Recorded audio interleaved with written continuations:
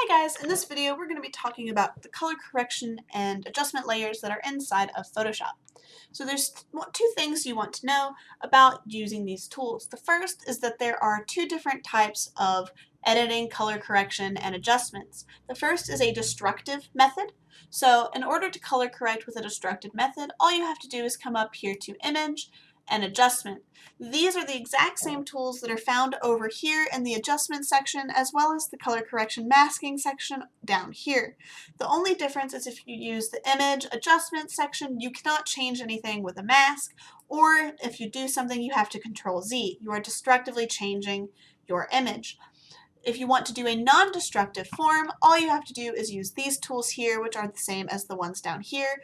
They make their own layer instead of being applied directly to your original picture. The second thing you need to know is that there are a lot of different options you have to do pretty much the exact same thing using multiple different tools. So we are going to be looking at the adjustment layers in a non-destructive way because we don't want to change our original background image, we just want to change how it appears. So with this background here, I don't need to worry about duplicating it or anything like that because I'm not going to be changing it, I'm going to be changing how it appears. So I'm going to be clicking this little button down here, and there are a couple of different things you need to know color correction wise about what these tools are. So they're broken down into 4 different sections. The top section, which is solid color, gradient, and pattern, those are how your thing can be changed with certain objects. So you can add a gradient as an overall change to your image. You can add a pattern or a solid color. Next is our black and white, levels, different things like that. You can have your brightness and contrast, your levels, the curves, their exposure, how is that image being portrayed. Then we have our color correction section, which is the vibrance, hue, saturation, color balance, black and white, your photo filters, your channel mixers, and your color looking up. And then we have the fun stuff, which is invert, posterize, threshold, gradient map, and selective color. These are just really fun buttons to kind of play around with, and I recommend you guys doing so on your own time. So for this image, the first thing we want to do is let's take a look at brightness and contrast. So what brightness and contrast does is it enhances the brightest part of your image and contrasts the lights and darks inside. So I'm going to click brightness and contrast, and you'll see it makes a new layer. So it automatically selects our mask section of our image, but we can also manually change the brightness and contrast here as well. So you should have under your properties section a brightness and contrast time slider. So you can make each individual part either brighter or darker as needed, as well as add more contrast between the darks and the lights. So I like leaving mine kind of close under around 0 to 10, sometimes a little closer to -10 depending on the image. With my brightness though, I can go anywhere up to somewhere in the 50s or go lower down into the lower 50s. So I'm going to leave mine kind of close to 36 for now because this looks quite nice to me. Now definitely feel free to play around with it as you need to. So I'm going to go ahead and hide this one. If I did want to only make my flamingos be nice and bright, I can paint with my mask. I'm going to reset my painting colors, put my black in the forefront so I can have this part be what I want to hide. And I'm just going to lightly paint where the flamingos are, and you'll see that they get darker because they are getting masked out. So they look closer to the original image than they do the now fixed image. So if I turn that off, you'll see that they don't change at all.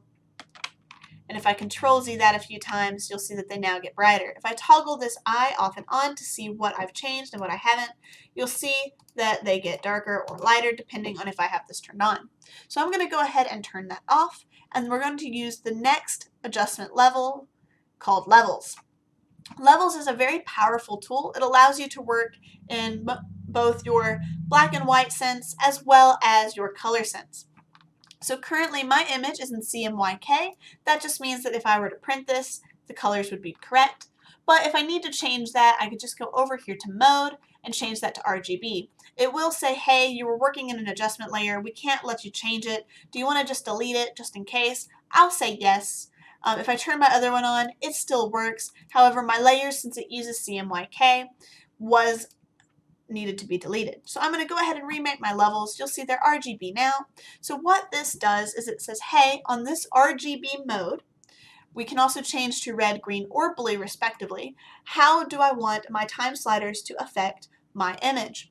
So I have a dark time slider here that works with all of the darkest colors in my image, and then I have a white time slider here that works with all the brightest parts of my image, and then I have a gray that works with everything in between. If I move my dark time slider further in, everything becomes darker. If I move my light one in, everything that's bright becomes lighter. And depending on how I move my image to the right or left, it will move either darker or lighter. So depending on how I want this image to look, if I need it to be very pale, I can move all those in, or if I just need things to be a little bit brighter, I can shift things just a little. Now this also works in the color correction way. So if I take my reds, I can do the same thing. I have a dark slider here that will make everything closer to the opposite color that I'm working with, so it'll take it closer to green. If I move this one in here, it'll take it closer to red, and if I move this middle slider, it will move it either closer to green or to red. So depending on how you are color correcting and what you need to color correct for, this is a really good tool in order to change how your image looks. And again, it has a mask, so if you only want certain parts of your image to be affected, you can add a mask to that part. Now the next one we're going to look at is curves. Curves is an extremely powerful tool here inside of Photoshop. It works very similar to levels and curves. It works very similar to levels, except for the fact that it is using a curve. So I'm going to hide my levels here, take it back to my boring, more flat image, and depending on how I click and drag points in here will change how my image looks. So if I know I want a brighter colored image in here, but I want my darks to still remain rich, I can pull those in a different way and lighten or darken things by adding more points to my image. Now I can also do that in the red channel, so if I'm like, maybe I want to take this closer to green this time, have it a little bit less saturated with the red, I can do that. I can pull some of the reds back up and make just my flamingos that color. If I want to pull all my green out, make everything a little bit more red, or really saturate things with green, I can do that. And then I can also go into the blue channel and mess around with those and take it closer to that yellowish red, yellowish green, or that more purple. Now there is also an auto button in here, so if you want to have Photoshop deem how you want to color correct things as a nice good starting point, that auto button works quite well. And you can do that in all of the channels, and you'll see it will automatically lower this curve to make it look a little bit more natural. And from here you can change things as you see fit. It's just a very nice and powerful tool that will allow you to work inside of here to get this exactly how you want it. So I'm going to turn that one off. And the next one we're going to look at is a color correction tool called Hue and Saturation. Now what Hue and Saturation does, it allows you to change the overall color of your image. So the hue here, if you change this little time slider, can completely change your image to a different color. So if you wanted something a little bit more night-esque, you could put it closer to the bluish red. And if you wanted something a little bit closer to the natural sunny color, you can leave it closer to an orange. Now this color slider doesn't work that great in its normal form. If you hit the colorize button though, it will automatically change to that button so it'll match the color that you're sliding over. We'll take a look more at this hue and saturation a little bit later, but do know that the more saturated your color is, the more color is just being added to it. It's not changing the color, it's just throwing more of that same color onto the pixel. And then the lightness adds either a darker color overlay or a lighter color overlay to the overall image. Now the difference between hue and saturation and this vibrance button here, which is the next one we're going to be checking, is vibrance also has the saturation, but the way I think of vibrance and saturation as its own button is vibrance adds to the color that you have in a more natural way, whereas saturation just adds color to add more color. So the more vibrance that you add, the more realistic it will still look, but if you were to do the same thing with saturation, the less realistic it looks. So you're adding more color in one, but more color in a more natural way to the other. It adds more natural vibrancy to your overall image.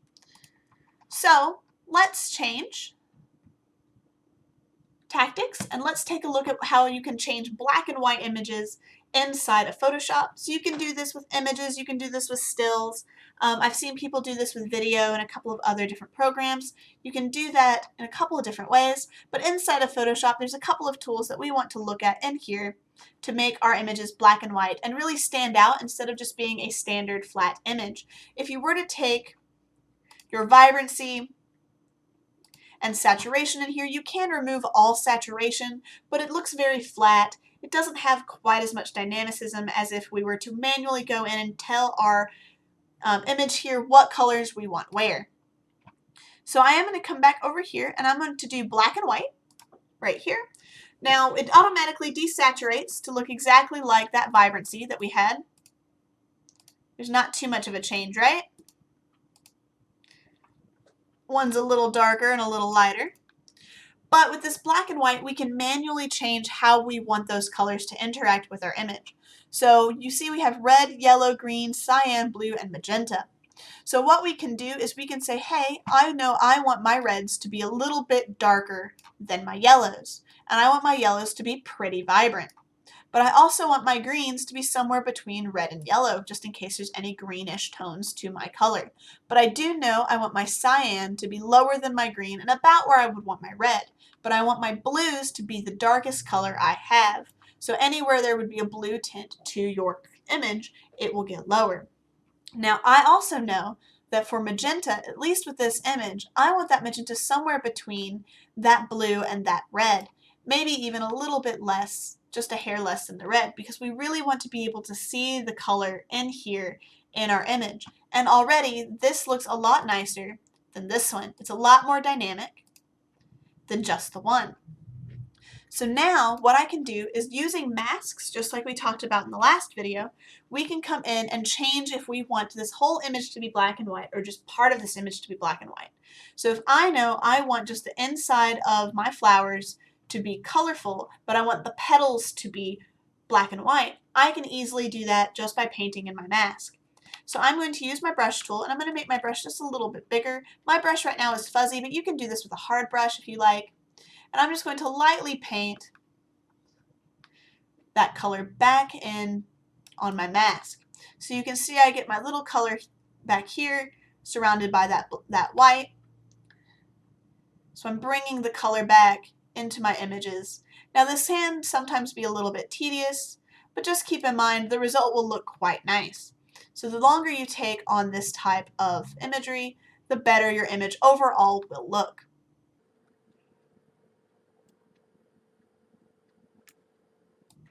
Now you can mix this with other color correction types. So if we were to bring in a different type of hue and saturation and change these petals to a different color, like we'll talk about in a moment, we will also have a slightly different image. So you can make it so that one color of your picture is one specific shade, while other parts are completely different, using a very similar method to what we're doing right now with using masks. Now as you see on this last picture, I did mess up a little bit.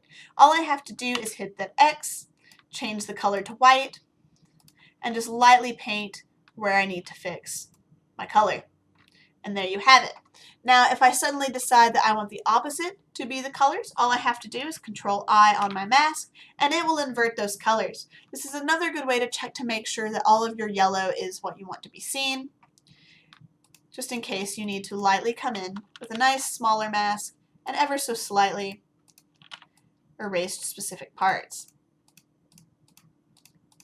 Allow you to get a little bit more control with your image.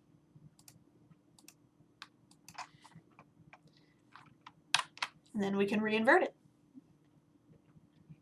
You see this a lot in magazines. You've seen this sometimes where people will do some really interesting things and try to really pull your eye to the color that they want. Sometimes you only want one color. Sometimes you see it where a person has just red shoes, or maybe they've got like a purple t-shirt on, or they're holding a red rose. This is that same kind of method done really simply, and it's quite easy to do once you know how to do it.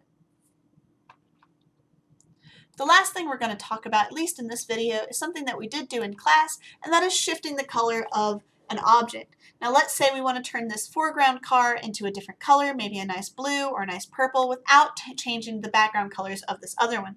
There are two ways we can do that. I'm going to go ahead and create a hue and saturation here.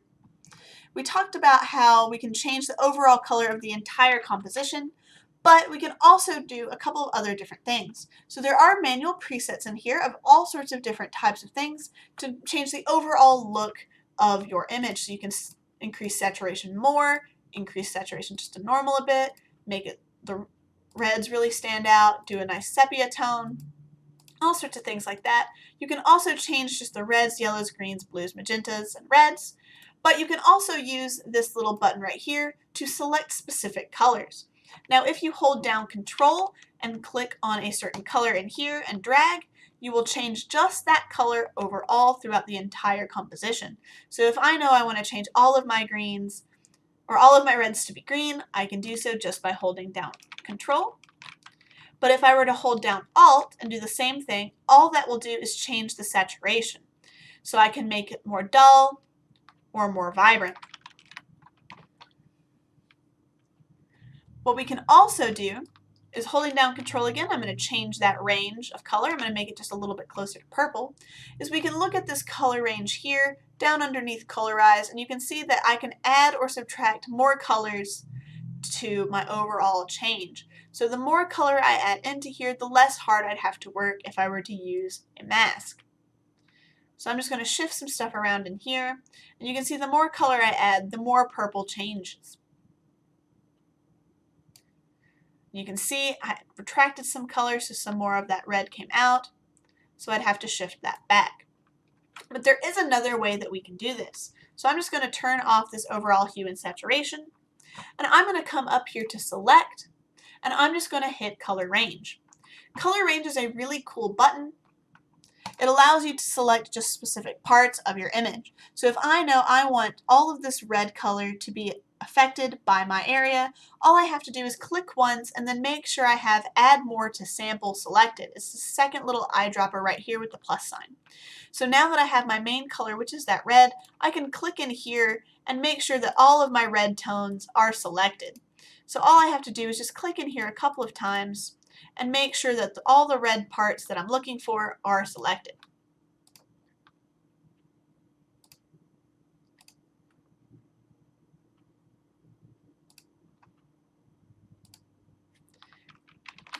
And if I add one too many, I can just re-click it and remove it. Control Z. So now I have all of my selection here. I'm just going to hit OK. And what it does is it automatically adds it as a mask to our image, but that isn't what I wanted it to add a mask to. So I'm going to duplicate my background here and hide the behind one. And since I accidentally added the mask to the wrong layer, I can actually just click and drag that mask to my other layer and add it there. This is what you want to do to make sure that your color is working. So as you can see, I got a little bit of my tires in here. I've missed a little bit in here. So if I just hit on, with my layers mask selected, I can hit B, zoom in all nice and close, make sure I have the correct colors turned on, and you can just paint that mask back in. So if I know that I have part of my car selected and it's not where I want it to be, or there's little patches just like this, I can manually come in here and check my mask before I start adding stuff to it. So I'm just lightly painting in parts of my mask that I know will need a little bit of help with the color correction.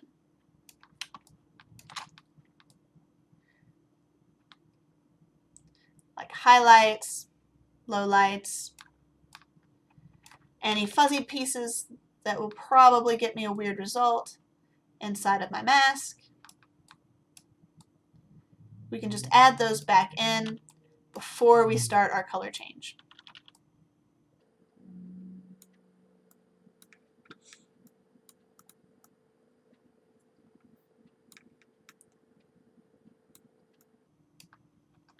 Like so.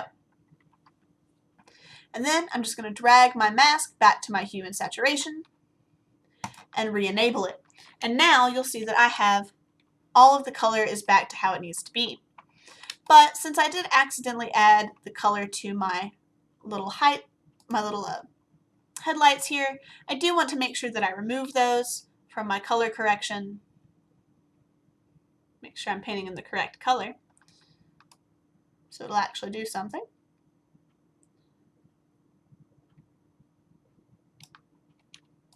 And there we go. And now, since I really only wanted this front car to be what was color corrected, I'm just going to make my brush a bit larger and come in and paint out these other two cars that were red. Now, sometimes you do want to make sure that your background didn't accidentally add two things. And there you go. You now have your color changed car. And you can do this with all sorts of things. All right, that's all I have for this little video. See you guys in the next one.